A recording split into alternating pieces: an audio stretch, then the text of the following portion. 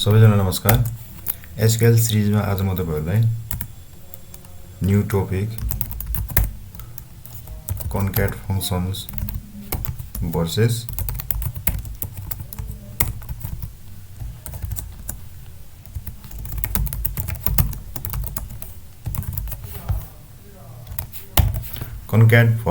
के छ concat WS function को बारेमा बताउन गइरहेको छु। यसमा डिफरेन्शिएट के छ भनेर।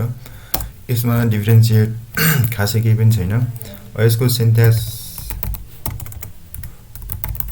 concat फंक्सन युज गर्ने अनि यहाँनेर के गर्ने भन्दाखेरि तपाईको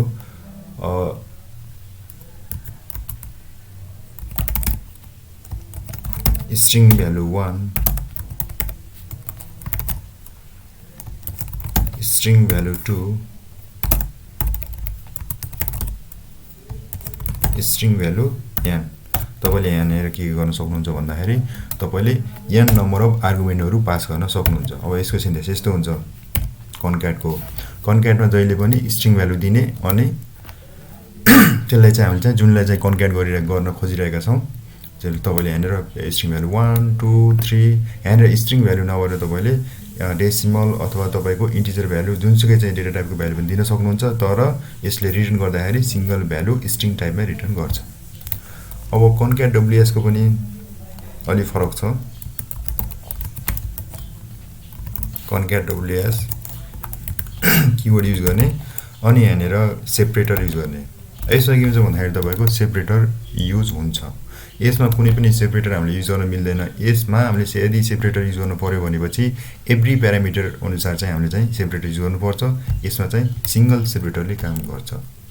अब यसमा स्ट्रिङ भ्यालु नै भनौं मैले अहिले स्ट्रिङ भ्यालु 1 स्ट्रिङ भ्यालु 2 हैन। अब यसैगरी तपाईले तपाईको रिक्वायरमेन्ट अनुसार तपाईले जति पनि दिन सक्नुहुन्छ। स्ट्रिङ भ्यालु n सम्म तपाईले दिन सक्नुहुन्छ। फर्स्टमा त यसको डिफरेन्शिएट के हुने भयो यसमा कुनै पनि सेपरेटर हुँदैन। यसमा चाहिँ सेपरेटर हुन्छ। जस्तो इक्जाम्पलको लागि यहाँनेर हेरौं सिलेक्ट मैले के गर्दै छु भन्दाखेरि तपाईको concat अनि यहाँनेर concat WS लाई मैले के गर्दै छु यहाँनेर concat गर्दै छु भनेपछि के हुने भयो भन्दाखेरि तपाईको यस्तो अर्को आउने भयो concat युज गर्दाखेरि। अब मैले यसलाई के गर्छु भन्दाखेरि तपाईको concat underscore with separator। अब मैले यसलाई गर्न पर्यो भनेपछि के गर्नु पर्यो यसको सिन्ट्याक्स के छ त मैले चाहिँ फर्स्टमा सेपरेटर दिन पर्यो। यसको आउटपुट के छ सेम छ।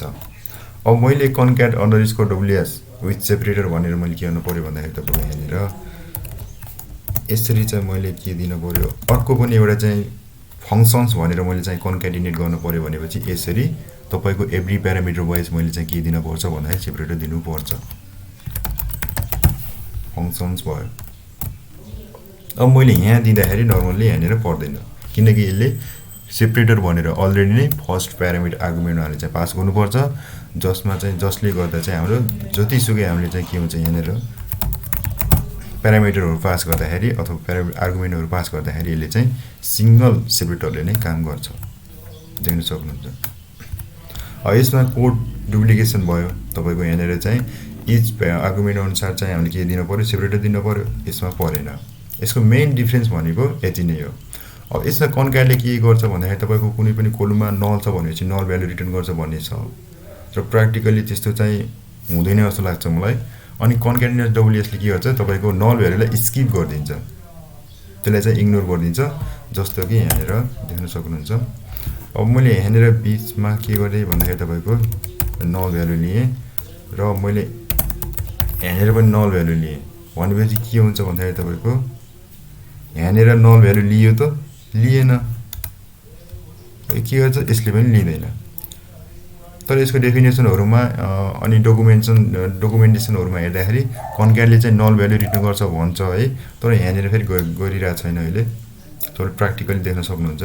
अनि concat WS ले के गर्छ यसले चाहिँ तपाईको नल भ्यालुले के गर्छ स्किप गर्दिन्छ।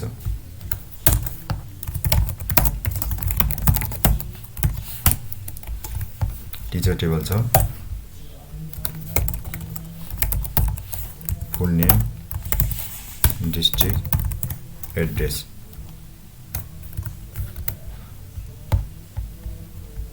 अब मैले के गर्न गइरहेको छु भन्दाखेरि तपाईको डिस्ट्रिक्ट र एड्रेसलाई मैले के गर्दै छु फुल एड्रेस भनेर मैले कन्क्याट गर्दै छु कन्क्याट डिस्ट्रिक्ट मैले डिस्ट्रिक्टलाई के गर्न गइरहेको छु कमाले सेपरेट गर्दै छु जस्तो अब मैले यसलाई चाहिँ र्याप गर्नु पर्यो यसरी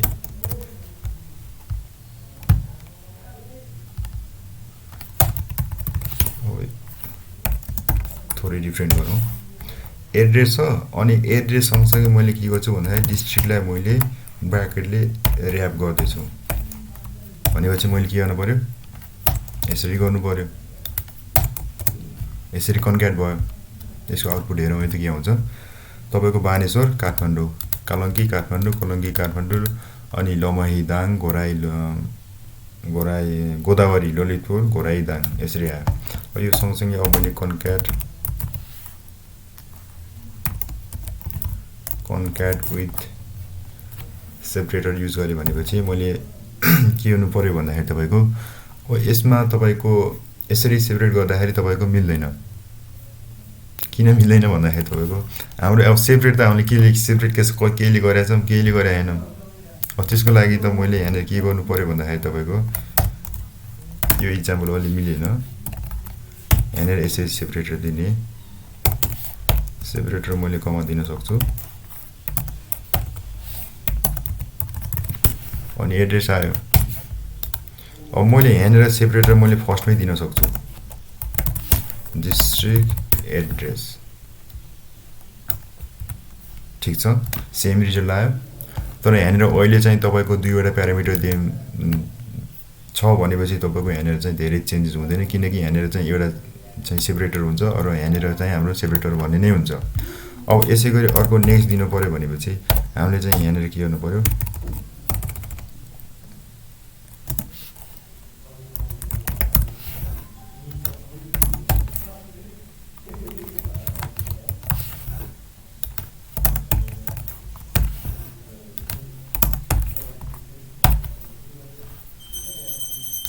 अब मैले यहाँ नेपाल दिएँ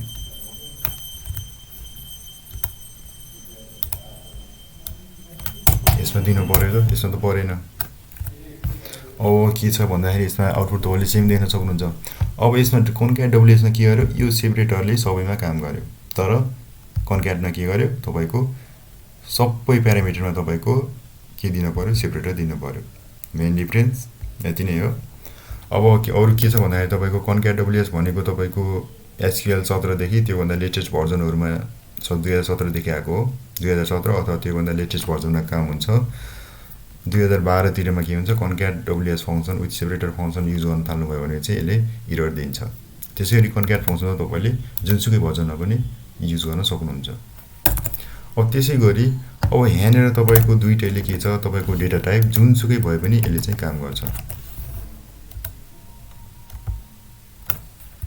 हाम्रो डिफरेन्ट डेटा टाइप छ भनेपछि यसले चाहिँ के गर्छ भन्दाखेरि अब एरर आउने जस्तो चाहिँ गर्दैन कास्ट गर्नुपर्ने चाहिँ हुँदैन यसले तपाईको जुनसुकै कन्क्याट होस् अथवा कन्क्याट विथ सेपरेटर फंक्सन होस् दुवैले के गर्छ स्ट्रिङ होस् डेसिमल होस् न्युमेरिक होस् हैन तपाईको इन्टिजर टाइप होस् जुनसुकै होस् यसले कन्क्याट गर्दिन्छ र डेटा टाइप होस् कन्क्याट गर्छ र के गर्छ भन्दाखेरि यसले चाहिँ तपाईको सिंगल भ्यालु स्ट्रिङ चाहिँ रिटर्न गर्छ रिटर्न चाहिँ के गर्छ भन्दाखेरि तपाईको दुवैले स्ट्रिङ भ्यालु चाहिँ रिटर्न गर्छ जस्तो यहाँ गेट डेट फंक्सन छ